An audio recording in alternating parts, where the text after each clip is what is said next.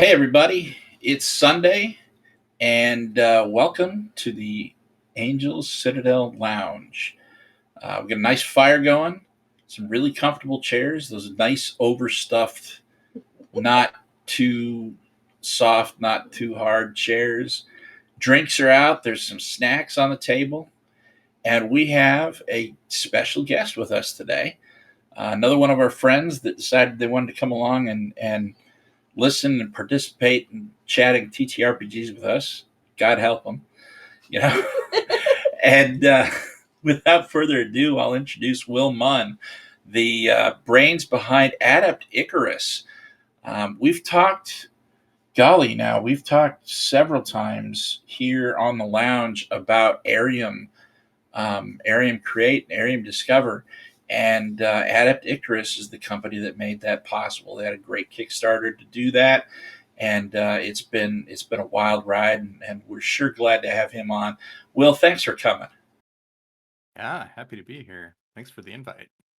You bet.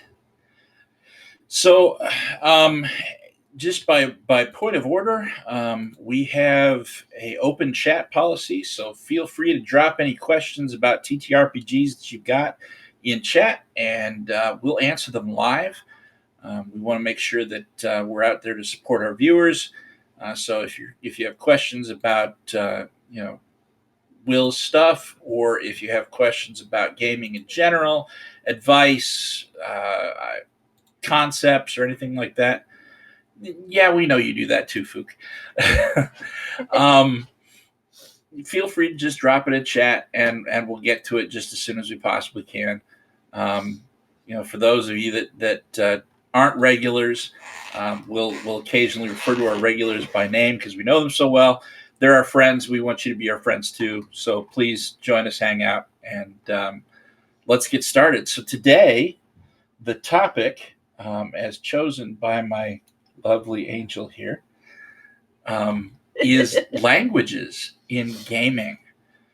And we were talking just before the show started, and it turns out that this is something that Will's been looking into recently as well. So it kind of works. Totally unplanned, which I'm all about.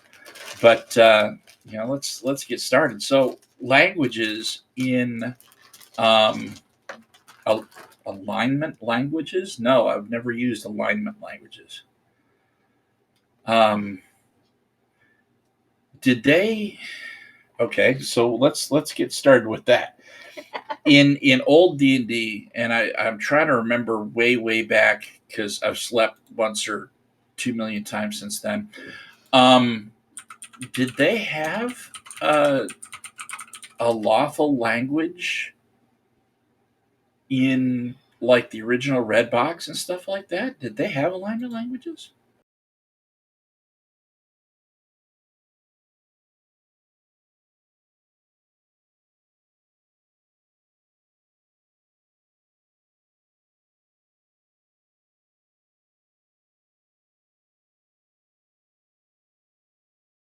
I don't know the answer to that. I've never heard of them before myself. I'm just like madly Googling for something so that I can know what to say about that. Yeah, But no, I feel if I you. want to, yeah, if I Well, want to it just it like, looks like, according to Google, they did the original Little Brown Book. D&D says only law, chaos, and neutrality also have common languages spoken by each, respectively. interesting. So a common language, so not just one common language, but one common language Three. and a common language per. Each alignment has a secret language of passwords, hand signals, and other body motions. Player characters and intelligent monsters will always know their alignment languages. They will also Oh. recognize when another alignment language is being spoken but will not understand it. Alignment languages are not written down, nor may they be learned unless the character changes alignment. When this happens, the character forgets the old alignment language and starts using the new one immediately. Oh, that's interesting. It was, but in ADD and D1E, there was no such limitation. So they existed, but nobody knows anything about them.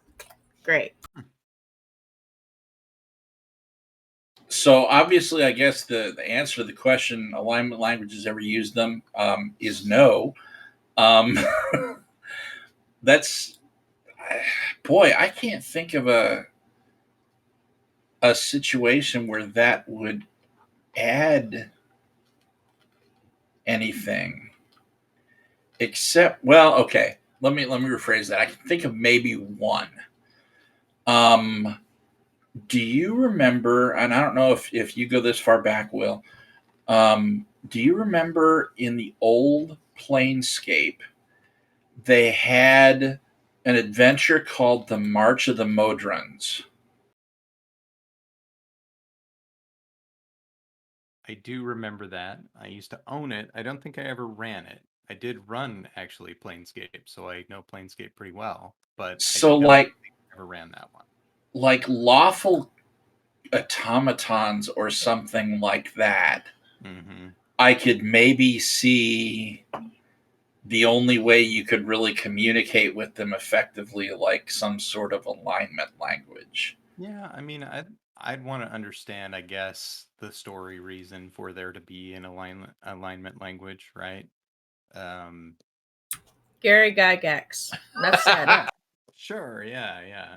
As D&D was being quantified and qualified by the publication of the supplemental rules booklets, I decided that Thieves' Cant should not be the only secret language. Thus, alignment languages came into play. The rationale being that they were akin to Hebrew for Jewish and Latin for Roman Catholic persons. I have since regretted the addition, as the non-cleric user would have only a limited vocabulary and little could be conveyed or understood by the use of an alignment language between non-clerical users. The DMs would have restricted the use of alignment language done mainly because I insisted on that, as I should have. Then the concept is viable. In my view, the secret society's alignment would be pantheonic, known to the clerics of that belief system, special orders of laity only. The ordinary faithful would know only a few words, more or less, for recognition. That's Interesting. So, Gary Gygax, enough said.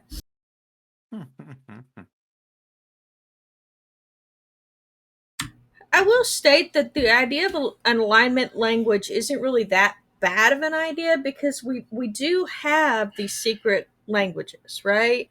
We've got Druidic, we've got Thieves' Cant, we've got, what was that other one? Like Well, the Drow hand singles? yeah, the Drow hand signs, those secret societal languages. We have those. I don't see a point to an alignment language, except, as you know, if you want to go back to the early Christian religion when only upper echelon knew Latin. Yeah, I mean, I guess the question is, how would it have, like, if you want to think about it from a world building standpoint, how would that have spread and gained common adoption among all people of the same alignment, even if perhaps they live in completely separate cultures on separate sides of the world, right? So, like Gygax said, I guess in the article that you wrote, if it was transmitted as part of, a particular set of beliefs, then that makes sense. But otherwise, I don't know if it does. I would agree with that, and I would say, further, it makes a lot of sense to have group-based languages, like a thieves guild, but to take that even further and say, all right, a thieves guild in, and I'll just pull this out, in Rome, okay, and a thieves guild in Moscow, Russia. Their two thieves cants are going to look completely different, and they can't really talk to each other in thieves cant, because the kinds of things that they would talk about and the kinds of things that they would be worried about are different because the location's different. um, with an alignment language, to be able to say that all good people everywhere know this same exact thing, that's a stretch story wise. Mm-hmm. Unless you do it with the pantheons, like he was suggesting, the clerics, Yeah. because then it could be a language that is taught to them by their god or goddess. But then you would want to do it deity specific rather than alignment specific because of how many deities there are in D&D, which, if I recall correctly, there's a lot. There is, and even then, if you do that, it relegates it to an organization, right? It becomes the church of whatever deity communicating that language to its parishioners. Although at the same time, that would be kind of handy for sharing secret messages. Well, I mean, the early Catholic Church did use Latin for all of its letters because the priests were the only ones that could read it.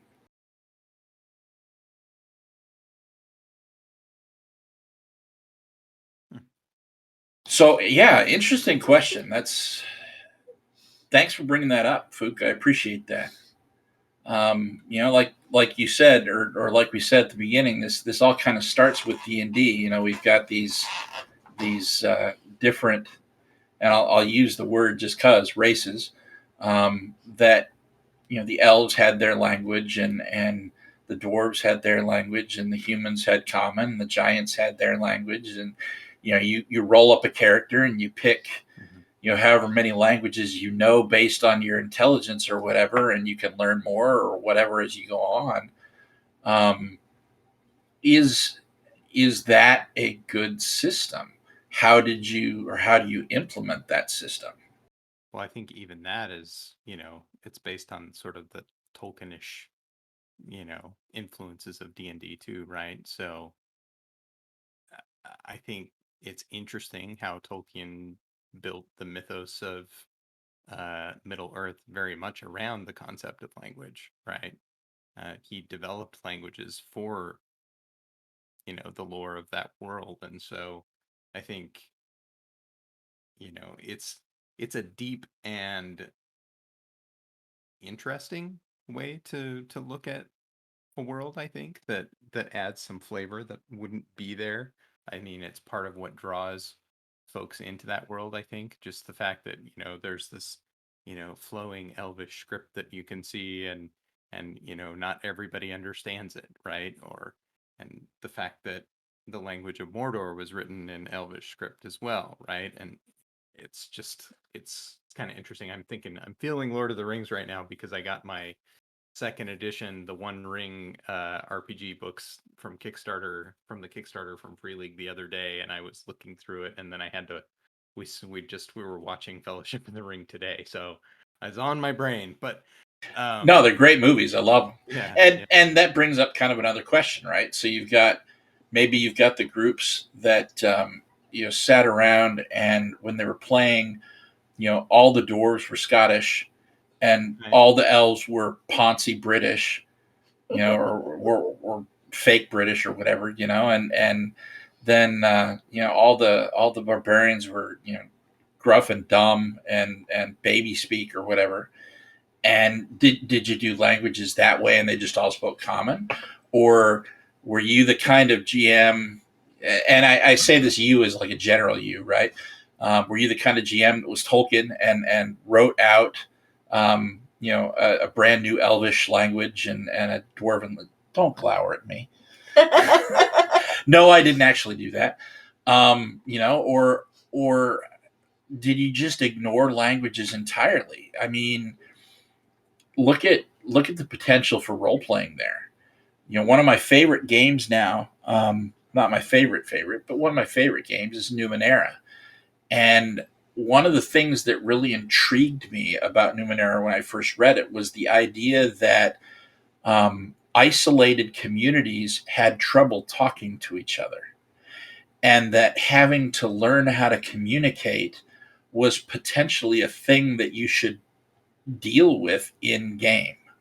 Hmm. Um, and the ideas for role playing for stuff like that just astounded me. I'd never thought about it quite like that because I always took it for granted. Because that's in D&D, okay, I have this list of languages that I can speak. I don't need to know how it works. I don't care. I just do it. Yeah, yeah. I think that's pretty interesting too. And even with D&D, like there were cases where you could have, potentially a character in your party that doesn't speak the same language as half of the group, right? And so I think, some of the groups I was in, we explored that a little bit, just how would it work, right? But not too much. And usually if you're running into someone or some group of people that all don't speak the same language as anybody in your group, it was usually, like goblins or, somebody that's meant to be in opposition to the group, at least, the way the game is played at the time, right? Um, and so, yeah, I think that's interesting. I, Actually, that brings to mind a article I was reading about a teacher with the student. The student that joined his D&D club only spoke Spanish and knew very, very little English. So he set it up to where the Elvish that her character spoke was Spanish, and then one of the other characters that was actually fully bilingual translated the Spanish into English for the group. I love that. Yeah, I thought that was a really really cool. super cute article because Yeah. he was talking about because he wanted to include this kid who had just come up were from Spain and was just learning the language, and she really wanted to play and be part of this group, and she couldn't because she didn't speak the language. Yeah, that's really cool. What a great So way now to you were include someone, right? so now before we started, you mentioned having some books. Share with Glass. Yeah, I have a few because it's something I've been interested in, right, and kind of looking into for a while. So one of the like just a recent Kickstarter from last year, I think maybe, or maybe the year before, somewhere in that range was, and this one got quite a bit of attention, so maybe folks have heard of it. It's called Inspiriles, where it teaches as part of the game and it uses components of sign language as part of the game, like actual Oh sign. yeah. Yeah. And so I was looking, I was like digging around, seeing if I could find, I don't think I have my hard copy yet, but I was trying to see if I could find my PDF before we started, but I wasn't able to find that. So that's one that I thought was really interesting. And I'm fascinated by this idea of, how do we bring real world stuff? And that's why the Spanish as Elfish kind of calls to me a little. I think that's a really neat idea to use a real language, especially if you've got someone in your group who actually speaks that language. Um, I've been pretty fascinated with language in general. I've been doing a lot of Duolingo language learning of late, and I think that's kind of fun too. I think RPGs as tools are a thing that fascinates me, and I always am looking for ways to gain sort of, in addition to the fun and the story and everything else, maybe some real world value out of gaming sessions. And so I'm always kind of thinking about, different things that align to that. And language is definitely one of them. But yeah, have either of you, did you back Inspiriles? Have you seen it by any chance? I saw it. I didn't have an opportunity to back it. Um, but yeah, the idea of having that as sign language. There was a video game that did the same thing recently, Hmm. and I can't remember the name of the video game. But when I saw the RPG, it reminded me of the video game. It was like, hey, it's cool that people are actually doing this sort of thing. Oh yeah. I want to say it was the game was about a mouse or something like that that was wandering through the woods or whatever, and he had to communicate with sign language, and that was central to the story, and boy, when you can be that inclusive and find ways to make that relevant and interesting and want other people that aren't, there, or that don't have to do that, to be a part of that, that's the sweet spot. The name of the game is called Moss. Yes. Moss. It's an upcoming VR game for the PlayStation. I've seen something about that. It looked really neat.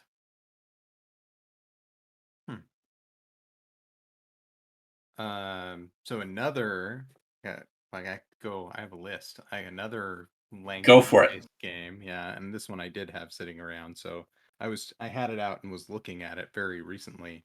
But this is an Annie Award winner from a few years back, I think 2017 or something like that. It's called Dialect, and it's definitely more of a story game a little bit. It's a GM list, so everybody is a GM basically. I think it's a GM full, I think is a better way to call GM lists sometimes.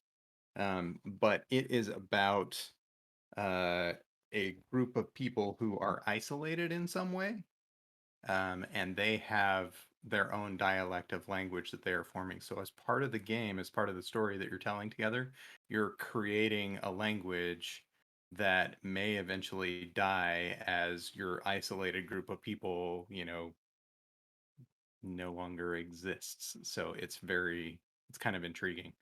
I thought that was a really neat one. That's really cool. Yeah. A link for anyone interested. Yeah, we went ahead and dropped the link in chat. Thank you, Joann. Yeah. It's a super neat one, I think. I have like this really cool. I won't get all the accoutrements out, but the Kickstarter edition of it had like a deck of cards that came with it, and Cards. I like cards. I know, right? Yeah, and I think you can get all of that stuff, but yeah, they have a language deck. Ooh. And, yeah, there's all sorts of neat things. It's very, I don't know, it's very thematic, and I really love games that feel very thematic and have a strong theme. This is why I really want to play Numenera someday, because I feel like it fits into that category really well too. And I have books on my shelf, but it's just not one I've ever been able to get around to actually play. Very nice. Yeah. Well, I'll tell you what. If I get to the point where I'm free to run it, and you still haven't played it, feel free to come join me at the table. Yeah, I'd love to. Well, I'm free to run a game. If you want to run Numenera, go for it. Yeah. You know me, I'll play. It sounds really neat. It was always very fascinating to me. I have played Cypher System a little bit. But if you've played Cypher System, picking up Numenera is not going to be an issue. Yeah. Yeah, it seems like it's pretty straightforward. We like Numenera just a little bit. Yeah. Kind of like water's a little wet. Yeah. Yeah. I have Gods of the Fallen, The Strange as well. So, I have played Gods of the Fall. That's one I haven't played, but it's on my list. Yeah, it's pretty cool.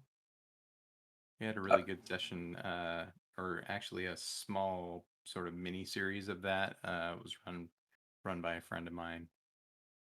I won't name drop any friends of mine, but it was a friend of mine. Yeah. Nice. So yeah, languages.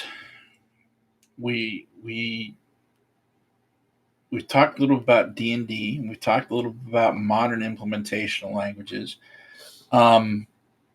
Let's maybe think about what ways you can look at languages for your table and what it might mean if you do. For instance, back in the day when I would look at languages for D&D, I would often not deal with player character to player character languages, although I thought of that as an obstacle. It seemed a needless one to me. But what I did was turn around and offer it as an advantage for player characters who wanted to focus on languages to be able to use them. So, if you're the wizard and you focus on draconic or demonic or whatever or whatever, those spell books that you found in some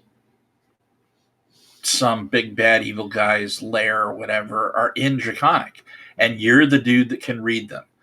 Um, if you're sneaking up on hill giants or something, and hill giants are your ranger's favorite enemy or whatever, and he happens to know that language, he can sit there at the edge of camp and he can listen to them have a conversation and say, oh, we're going to go burn this town, and here's the route that we're going to take, and here's the strategy that we're going to use, and you can go warn the town, and they can set up defenses and do whatever, or you could go in and impersonate somebody, throw in your voice or something. I mean, however you wanted to do it, that character could use that knowledge somehow. Oh yeah. I think that's really the important part. And if there's ever a debate about whether or not it makes sense to have languages in D&D, I think it's based around that, right? Are you using them effectively, right? Are you pulling them in and making use of them, or is it just a list of skills that never get touched, right? And if that's what it is, then yeah, it doesn't make much sense to have them, right? But if you're running a game, then I think it's important, if it's important to the player who added those things to the sheet, right? They're like, yeah, I want to be a language buff. I want to know 10 languages, right?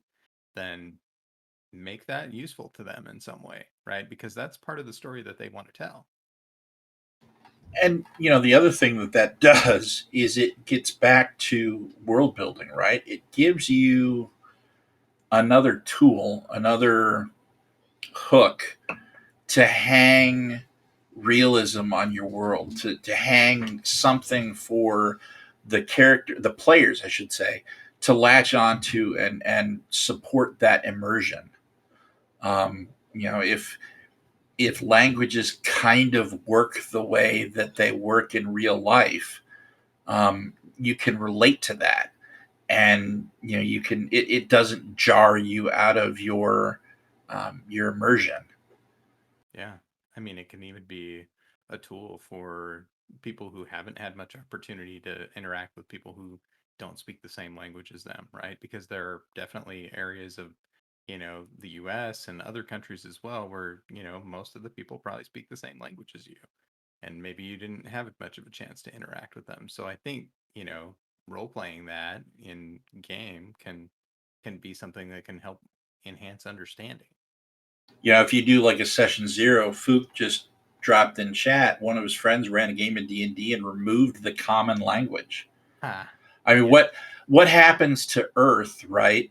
If English gets taken away, it's the primary language of business, and probably 60-70% of the world speaks it to one degree or another. Wipe it off the map. What happens? I mean, yeah, you might gravitate towards another common language, but in the interim, you're going to have a really interesting time trying to figure out how to communicate with each other. Yeah, I was just looking this up the other day, actually. List of languages by number of speakers. There we go. There's a nice list of this on Wikipedia. And I think, English, yeah, you're right, is by far the largest spoken, and it's the largest second language, right? It's probably only the third or fourth largest primary language. Mandarin is the largest primary language and the second largest total speakers. So, what if you took those two away, right? And then what, right?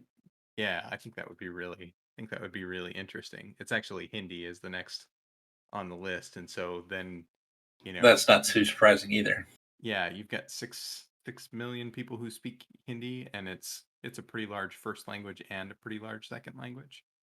So, yeah, that's the next one. So maybe we all gravitate, and do people start learning Hindi? Or, I mean, at that point, like in our society, if there was something that said all of a sudden we don't know, this language that so many people know, then does that spawn, a renewed interest in technology that would help translate languages for people? Or would it be, would we just really try to learn another very common language. Well, I think it'd probably even go beyond that, right? Think about the culture shift. Hmm. So as England and the empire of England went throughout the world and conquered, and America then did the same thing later. Um, a lot of American and English culture spread through it. If you wipe that out, you wipe out Mandarin. What happens? Does Indian culture spread through the world, and what does that look like as it takes it over? Because language becomes the primary driver, I guess, of what what becomes dominant. That's kind of an interesting question to ask. Yeah. So how could you relate that to games, I guess, right? What's the and like the question that Fook asked in chat, if you or the comment about not having common, right? Um, what would that be like in a game world, right? Or would it even make sense? Are there any games that focus on that, right? And say, hey, our game is built around everybody not knowing the same language. I'm not aware of any, but I I can't I think of any either. I think that would be fascinating though. I don't think that there are any, but in my mind I'm kind of picturing a lot of like this shift. We would have people either going more isolationist or more technology focused depending on where they're located. I think if we did a world that didn't have common as the common language like in D&D or whatnot, we'd have, I guess, in a way, we'd probably have regional dialects almost, where they would just grab whatever word fit the best for an item. Like they'd use, and this is how I've always pictured common. And because I know people talk about common being like its own language, but I always kind of pictured common as being more like, okay, you're in this dwarven centric town, so you're using more dwarven words, or you're in this elvish centric area, and you're using more elvish words, or humans are the only ones that didn't really have their own language, and I figured humans were basically like the English. They just ran around and stole whatever they wanted when it came to language. Rob people in dark alleys and steal loose participles. Well, come on, jalapeno, chihuahua. Takeo. Yeah. Yep. Very true. Right? Well, that's one of the most interesting things about language is how it spreads and changes over time, right? Yeah, it's wild. Yeah, like all of the that's one thing that I noticed from the learning that I've been doing in Duolingo a little because I took Spanish in high school and in college, right? And so I speak okay Spanish, not good by any stretch of the imagination. But I decided I was going to learn a different language, and I spent a little time learning some Italian when I was taking a trip to Italian, but I forgot all of that already a long time ago. But I decided I was going to learn Portuguese. And I started going through learning Portuguese and Spanish are just, super similar in a lot of ways. Maybe more so than I think any other two languages. I thought until I'm I don't know if you I don't know if you use that app at all. But I do. I it's started definitely using it for Spanish and Japanese. yeah, it's gamified for sure. And so, if you want to win the leaderboard or whatever, you might be better not to do the hardest parts of the language that you're already doing if you want to do really well. And so I went and said, "Oh, I'll do German, right?" And I was fascinated to learn. I mean, I knew that there was some common heritage between English and German, but I was fascinated with how much easier it was for me to learn German than it was for me to learn uh, Portuguese or Spanish.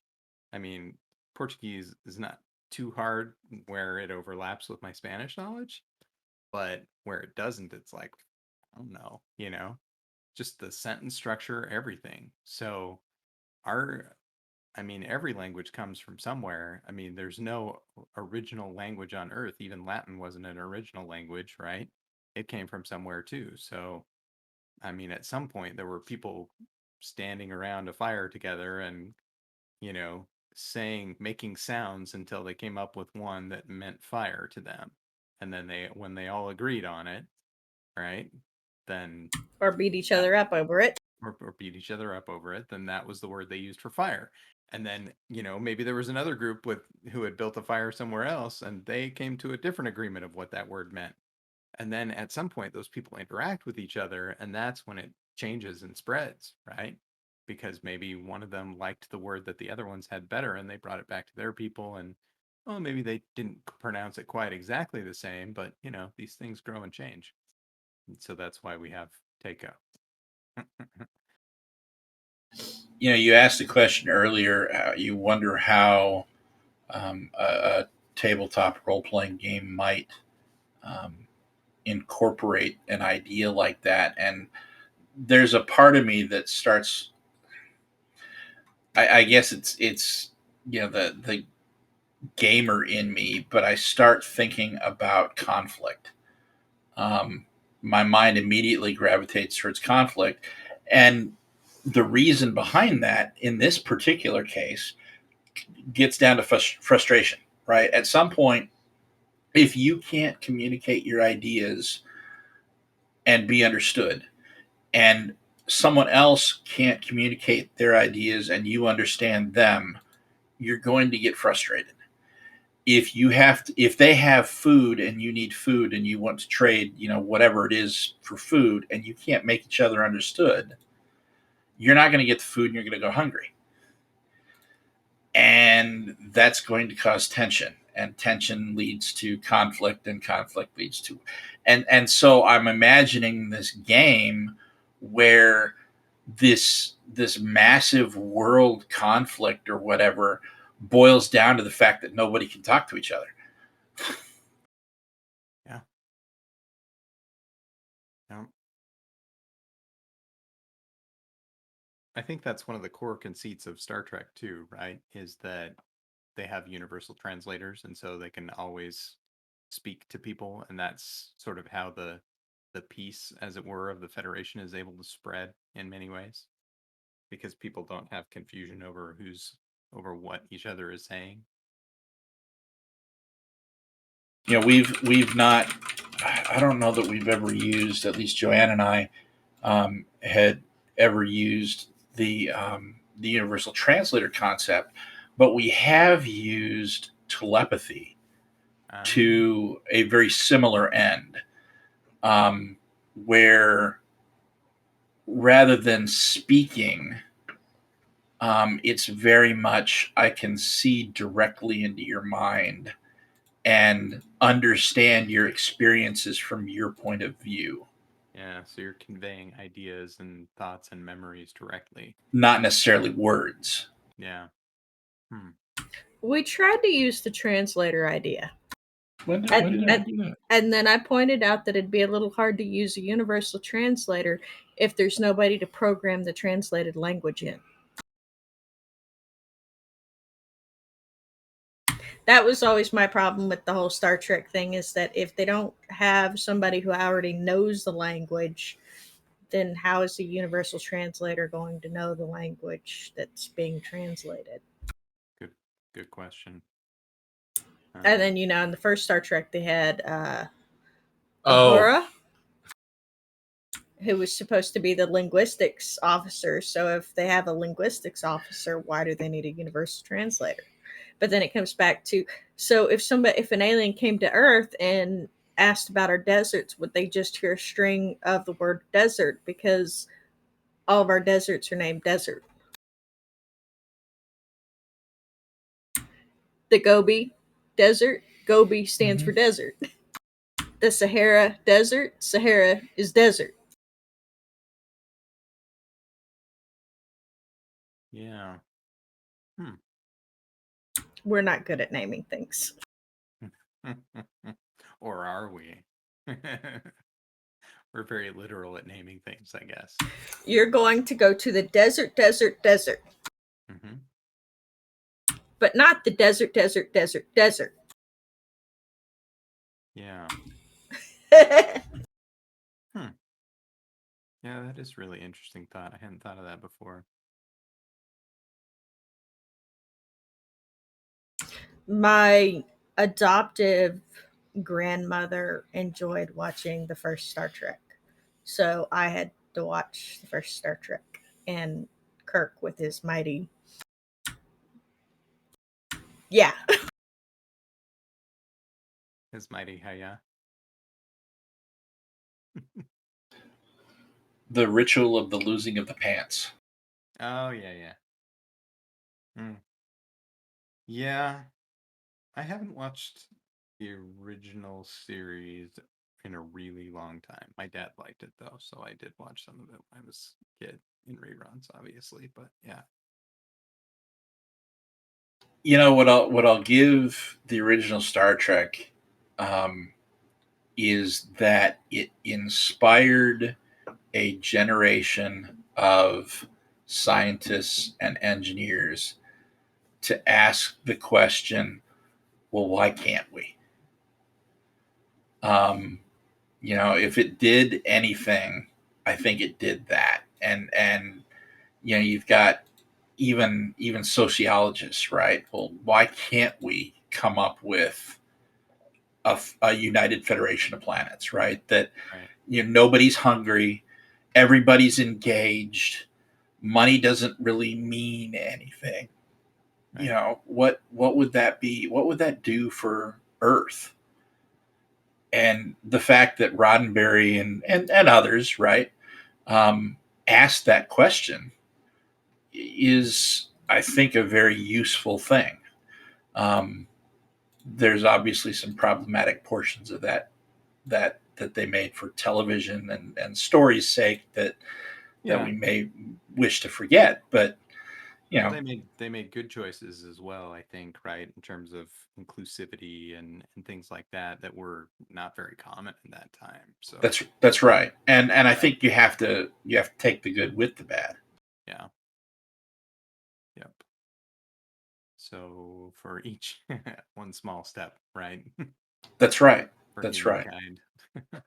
Well, and it's like we continuously do that cycle over and over again as we learn, and hopefully we're moving forward. Yeah. I have one other game here, Sure.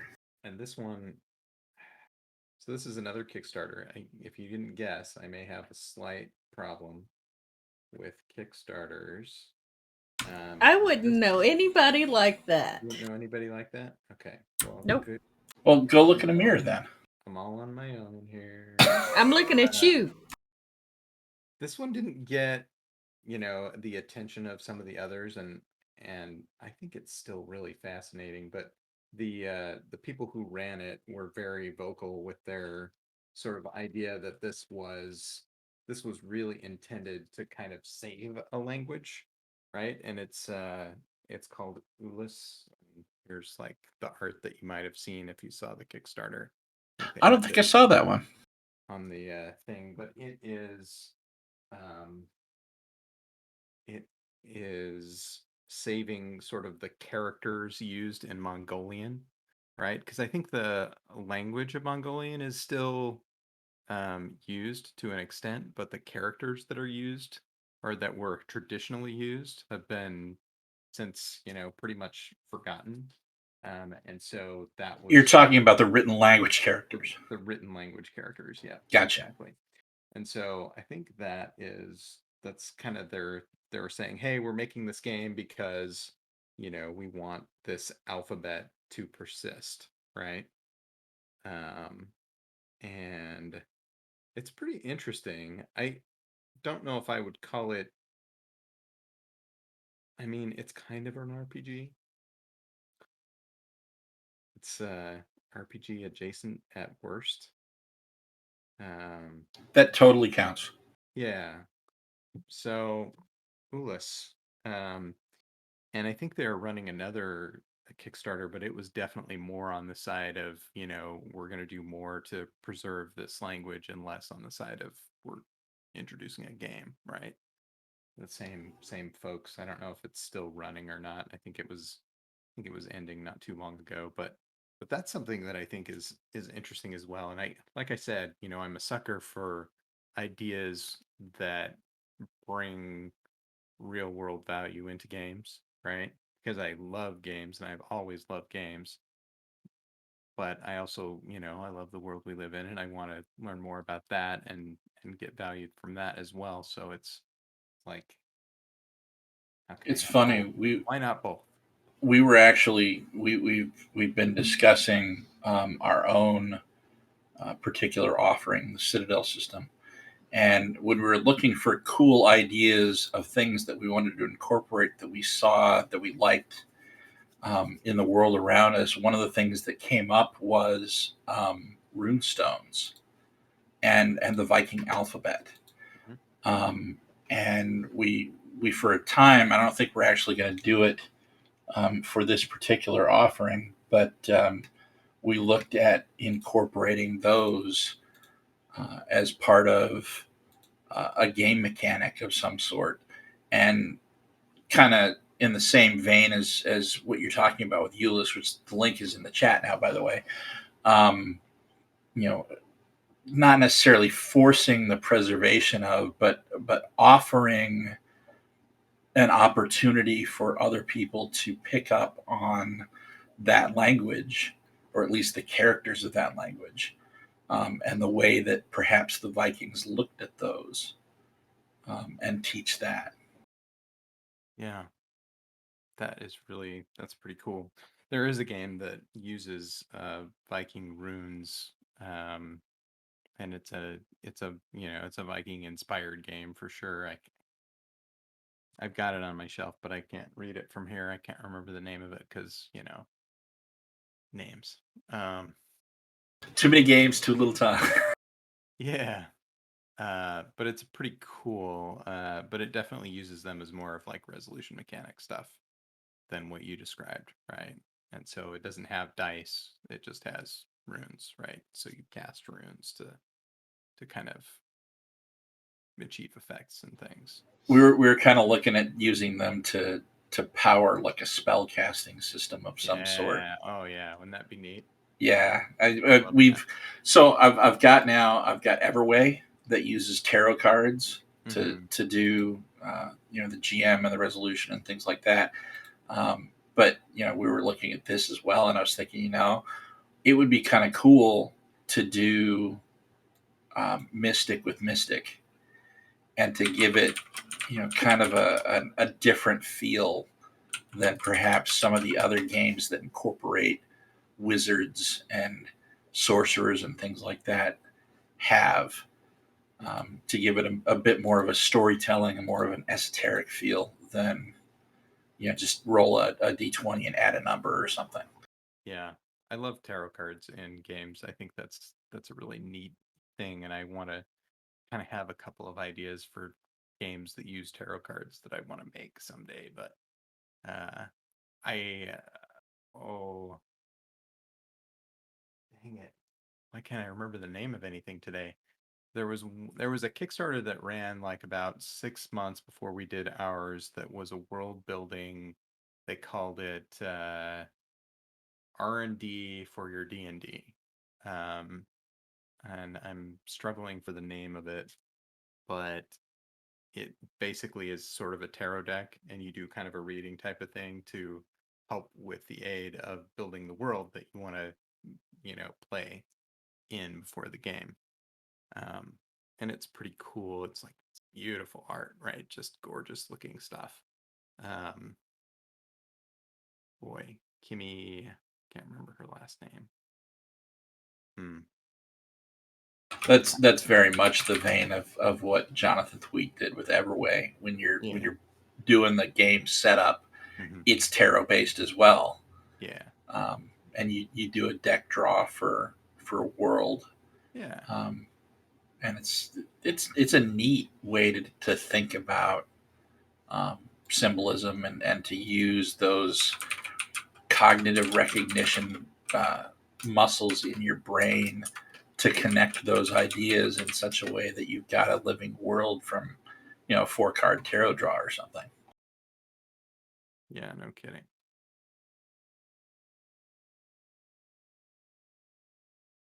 I'm gonna find that one because, oh man. You know what? I'm gonna stand up for a second. I'll get those 2 games. Go for it. Okay.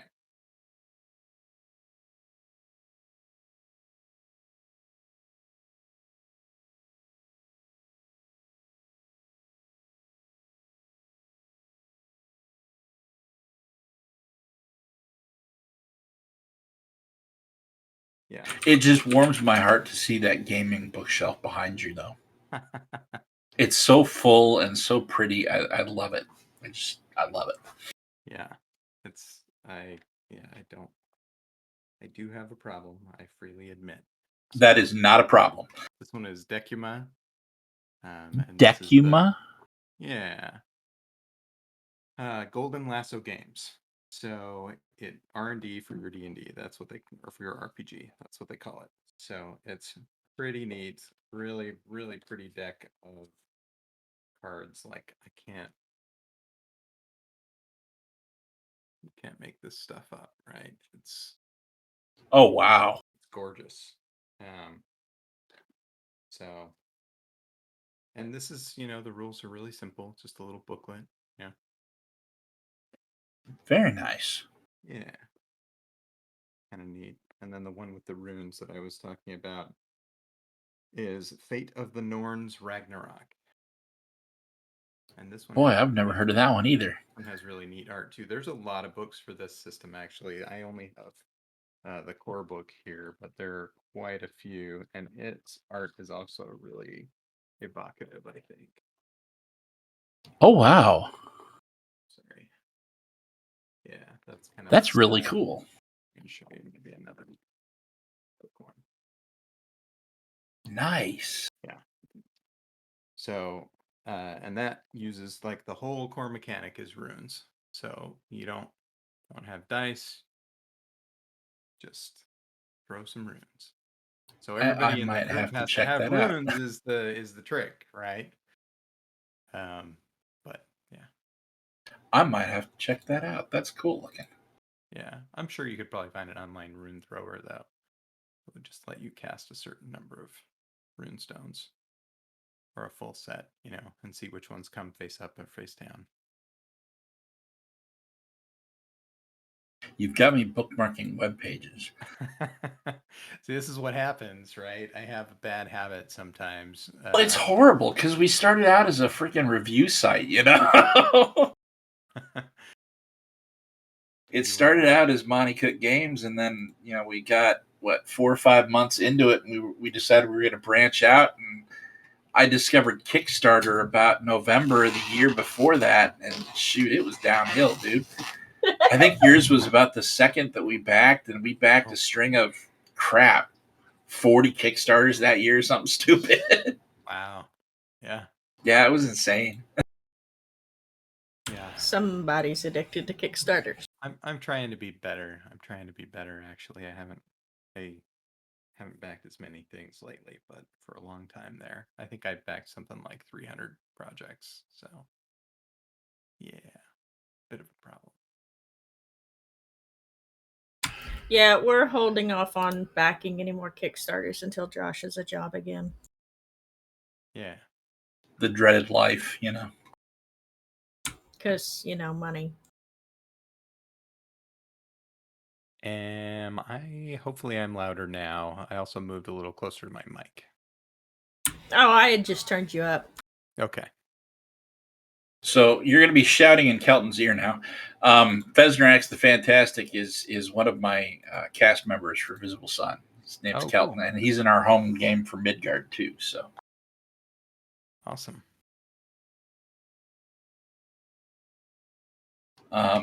So yeah, that's wow. I've got new games to look at and try not to spend money on. Thanks, yeah. Will. Yeah. No, you're welcome. Thanks, Will.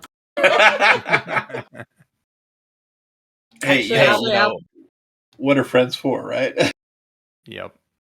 I'll probably be the one. Honey, I want this book. Well, if you haven't looked at the new One Ring Second Edition, that is really, really gorgeous. And if you like Tolkien at all, it's pretty cool. I really like the way they've done it. I know some other people that backed that Kickstarter and got it in. They've all said the same thing. So Yeah. It's definitely one of the coolest things on my shelf. no, we I married an enabler. We speaking of Monty Cook, I'd been looking at Invisible Sun for a long time, and I don't know if you know about the game, but it's a $250 spend, and I was choking on that. It looked sexy. I didn't really get what it was about, but I hadn't been disappointed by anything that I'd ever bought from them anyway. I was like, do I really? Am I going to play this? I'm not. I don't. We're not really playing anybody face to face anymore. It's mostly online. And then she's like, just get it. I'm like, but hun, just get it. But just get it. Okay, fine. So I bought it, and then we opened it, and we fell in love with it, and then we bought it again so that we could do an unboxing review because we couldn't put ours back together. Oh. Yes, I'm weird that way. I will point out that at the just get it point, he had been waffling on it and discussing it for over a year. That's some restraint, honestly. And then it's Todd. like, I mean, dude, just buy Yeah. it, pull the trigger. yeah. But it's too, dude. We spend more than that eating out. Just buy the box. Yeah, It looks really cool. It's another game that I have not had a chance to play, and it is actually one that's not on my shelf for the reason that you described, right? Because it's an investment, and I wasn't sure if I'd get it to the table. And so, yeah, but it's, I'll find a group and play it eventually, I'm sure, because it sounds super neat. it is.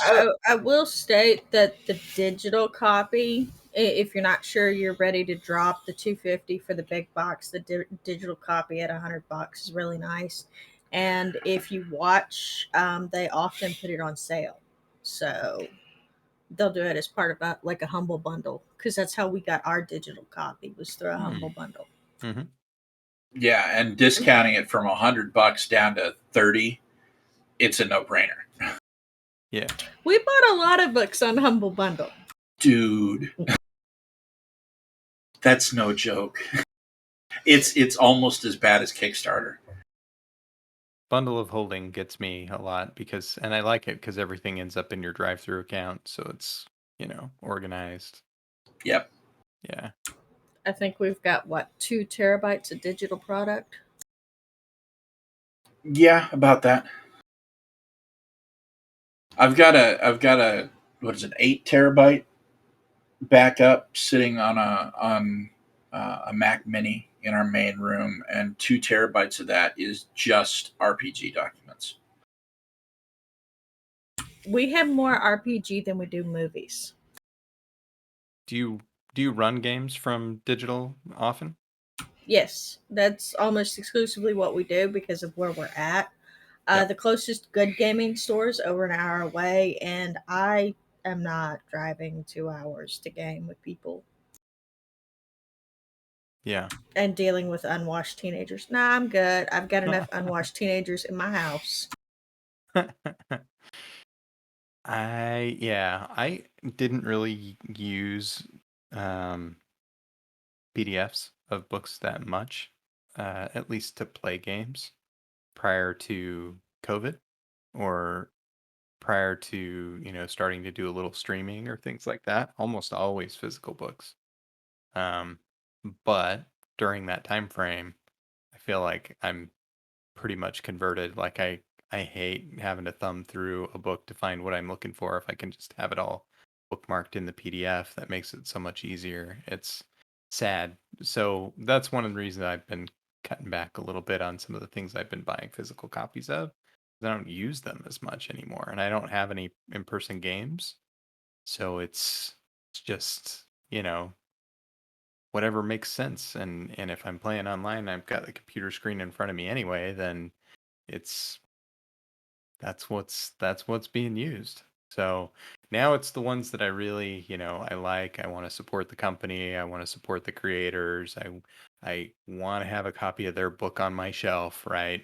Those are the ones that I buy the physical copy of now. And it's not like buying table copies for people who want to play or things like that. It's just, yeah, more of that. I buy books that I find pretty. Yeah, for sure. I'm with you. I kind of buy books that if I guess my qualifier is if I were going to run a game at my table, would this be a game that I run at my table?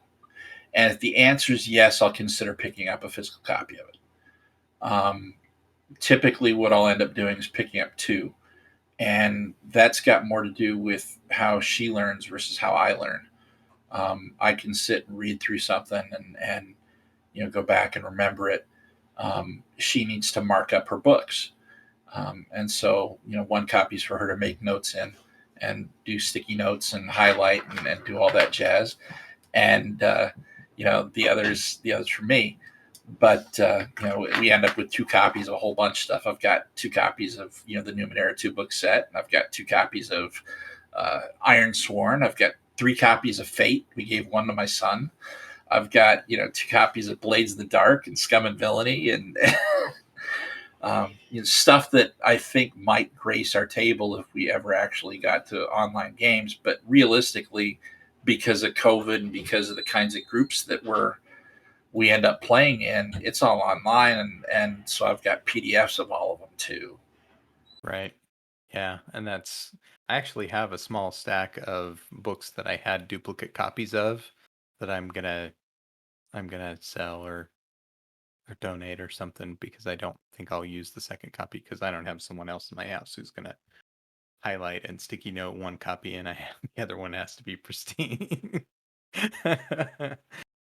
Well, and it's awesome, right? I mean, I Yeah. did that with my college textbooks, and Oh, I've I still love got it. all of No, those. I think But it's great. Yeah, I think it's great. Use it, abuse it, make it work for you. they're meant to be played.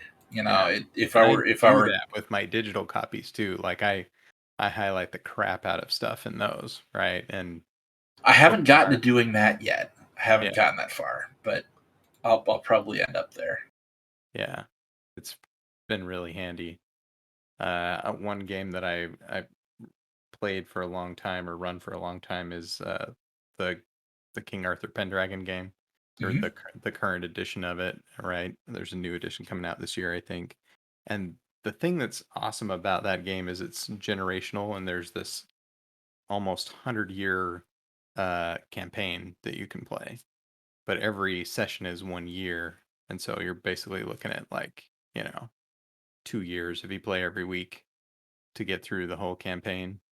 Um, and that book is just like, it's chunky, right? And if you had it at your table and you're going through it and you've got to flip back and forth to like catch notes from previous sessions or things like that, it's pretty rough. So the digital copy has been really nice.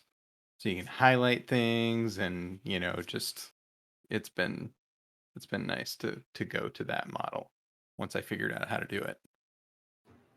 You gotta find what works for you, that workflow, Yeah. and it's different for everybody. It's fun to talk to people like here on the lounge or whatever, and get a sense of how their GMing and playing style is different from mine, and maybe pick up some ideas of things that I hadn't looked at before, or Mm. or things that I haven't tried yet. Um, to tuck them away and say, okay, I'll add that to my toolbox, and maybe see if we can find a place when I can pull that out again. Mm-hmm. Yeah. It I learn a lot from playing, I think, and from watching other people. It's always interesting because no, I don't think there are two I don't think there are two facilitators or GMs or dungeon masters or whatever you want to call them, right, in the world that run their game exactly the same. And No, so they're not. you can always learn from, and that's one reason why I love playing in different groups too, right? And with different people.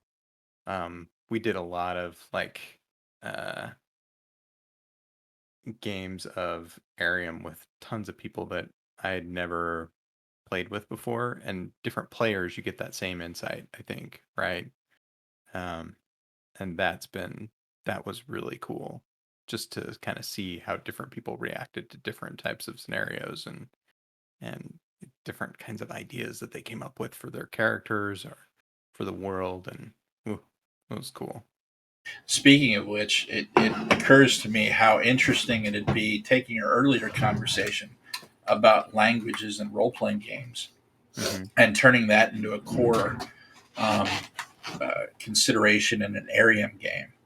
Mm. You know, getting a group of people together and building a world around this idea of language and not having the same language, and if everybody got behind that, what that would look like. Yeah.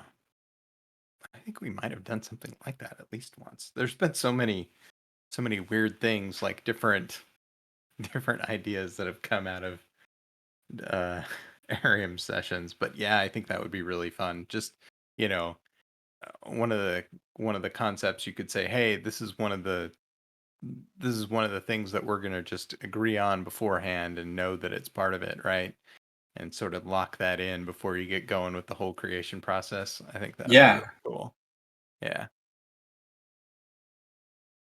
Well, it's 9:40. That's been an hour and 10 minutes. It's been a great talk with our friend Will Munn from Adept Icarus. For those of you that don't know Will or Adept Icarus, they're the creators of Arium Create and Arium Discover. Both things that we've talked about a bit on. Actually, we talked about that earlier in the session, Kelton. If you go up and I don't know if you can go up and chat or not, but the link for that is there. Yeah, we did. He brought that out. I'd never heard of it. Um, so yeah, if you don't know who he is or those products, go check it out. Please, they're fantastic. We love them. Not just for gaming, but we actually use them often enough for writing that it's something of our creative process, sort of now, which is kind of cool. So you helped there too. Awesome. I Let's mean, it was a see. group of writers that came up with the idea and decided it needed to be a game. So, yeah. I love it. I love it. Um, do you have anything, just as we're closing? Do you have anything coming up that's in the works that you want to share, or anybody that you want to shout out and point people at? Um, you know what? There's a group that is running an Arium stream that I would love to shout out. Let me just make sure that I have their name right. It's the Lettuce Inn. You can find them on Twitter at lettuce, as in the vegetable, lettuce in INN TTRPG. But you can also find them on all fine podcasting places. And their primary system that they run games in is Arium, and so they've been doing not streams but podcasts actually. So that's something you could check out. I just dropped their Twitter link into chat. Yeah, perfect. Thank you. Um, Fun group, young group, um, doing cool stories. And other than that, we've got just trying to wrap up our Kickstarter sort of bonus material. It's all written. The devil's in the details with making sure that it, looks and meets sort of the quality standard that we want for all things Arium, and so that's kind of the process we're going through now. that it's all edited really well, and what was that?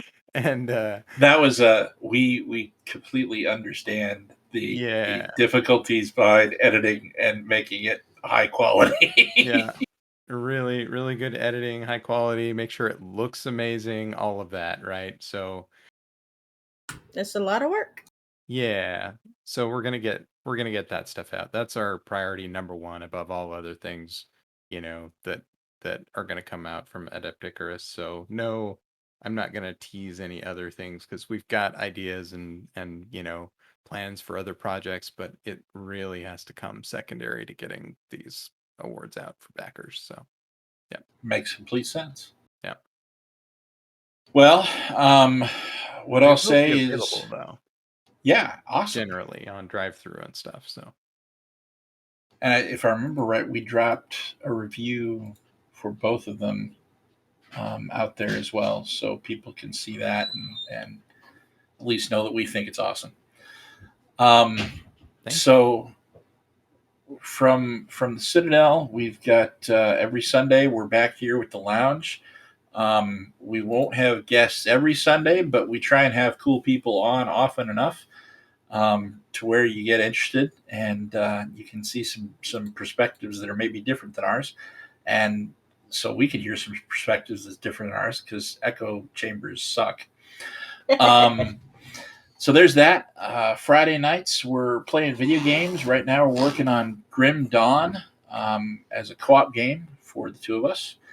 And then every other Sunday is Invisible Sunday. And so I'm running a streamed game of Invisible Sun for 4 other people, I should say. So that's been a blast. Freaking them out's a lot of fun. It's really cool. So yeah, that's don't shake your head. You know you love it.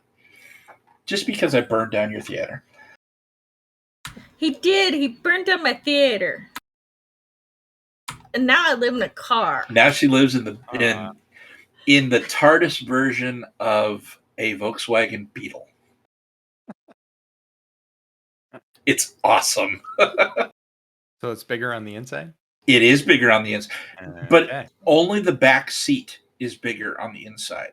So if you get in the front seat, it drives like a regular car, except it doesn't have an engine. So you have to power it with like a spirit or something that can move, like physically locomote the car.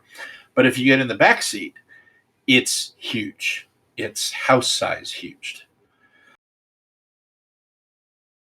That's really cool. So yeah, that was fun. Anyway, we'll be playing other streams as possible, either playing in or running.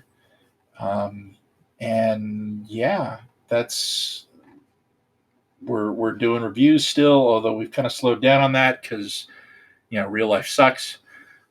Job searching sucks. I'll just leave that there. So I haven't had an opportunity to do that as often as I would have liked, but we are still doing reviews. I've got a couple in process. One from an indie game designer that wrote a game about a revolution where people use demons to power weapons and try not to lose themselves to the demons. What's that called? Red Rook Revolt, I believe, is the name. Oh, I've heard of that. Do I have that? I might. So I'm going through that, and I'm starting a review on Defiant, which is I'm in class. yeah, and she's actually following your old path. She's learning to be a software engineer. So Oh, okay. I'm learning how to program JavaScript. Fun. It's so it's good. Yeah. I enjoyed that a lot when I wrote code. Mm-hmm. so that's kind of where we're at. Things we've got going on, but yeah, we'll be back here next Sunday talking TTRPGs. Feel free to join us. For those of you that this is your first time in the chat, we appreciate you. Feel free to come back. drop your questions whenever you want. We're here to help. Please, we want to help. We want to give back to the community that's given us so much. It gave us each other, and it gave us a lot. So that's kind of why we do what we do. So from our Citadel to yours, happy gaming. Happy gaming.